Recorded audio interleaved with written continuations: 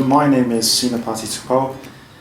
My job title is a consultant in protection systems, and I work for AECOM based in Wellington, New Zealand. I did my high school in Western Samoa, a high school called Samoa College. There's a lot of mathematics and physics involved. And the other science subjects such as chemistry and biology, although they don't really participate, is the word, in your current job, they provide very important ways of thinking, which are very important to working in this industry. University, I did a 4-year degree at the University of Auckland to get my Bachelor of Engineering honours. Basically, the job that I do is around designing protection systems for protection of high voltage transmission grids. And this voltage level usually varies from somewhere between 220,000 volts down to 11,000 volts. If you talk about the New Zealand grid, it's usually trying to transfer power from the generating stations to the load stations, which are usually the major cities. I've always sort of enjoyed working, or always I've always wanted to work for the power system sector. It's quite a niche market. It's a changing market as well. The old school power system grid is sort of changing as we start to move into technology, and technology is starting to play a bigger part in it. And also because I am obsessed with mathematics and physics, and there's a lot of that in there. I think coming to the conference, the CPAC conference, has been a big achievement. It's a gathering of protection system gurus around New Zealand and Australia.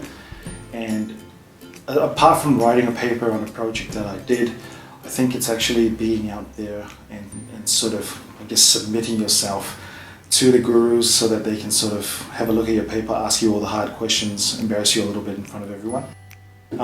It's a good thing. You need to come up and present in front of peers and sort of see how you match up against them. So as much as it's a hard job to do, it's very rewarding.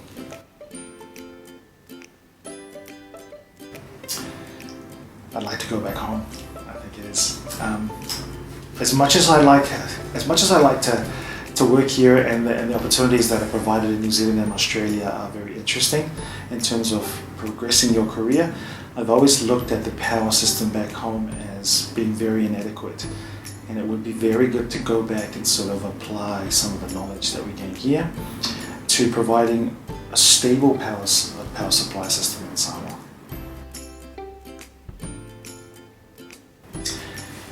Mathematics is important in my job because it is true.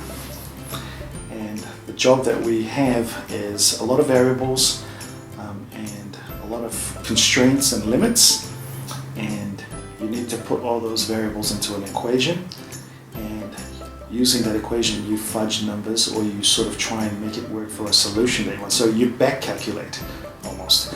You have something that the client wants, and you try and back calculate it to get to where we are right now. And then that gives you a construction sequence, it gives you how to get from A to B. It's mathematics, yes. Digital technologies is starting to become more and more evident in the power systems industry as we move towards removing cables, I guess is the word.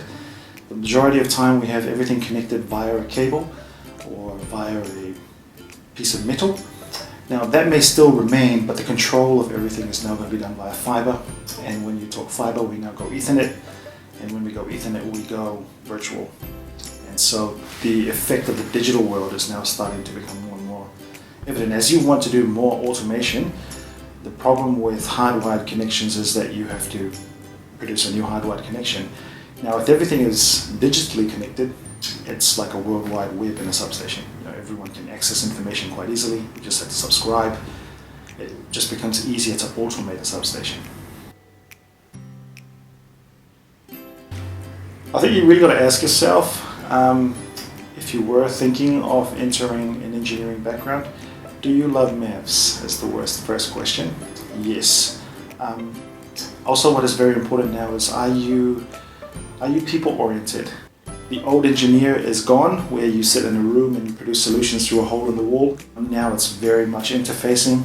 There is no one client. There is usually a multitude of people that you have to integrate with. You've got to work hard, but that's the norm for any career you've got to get into.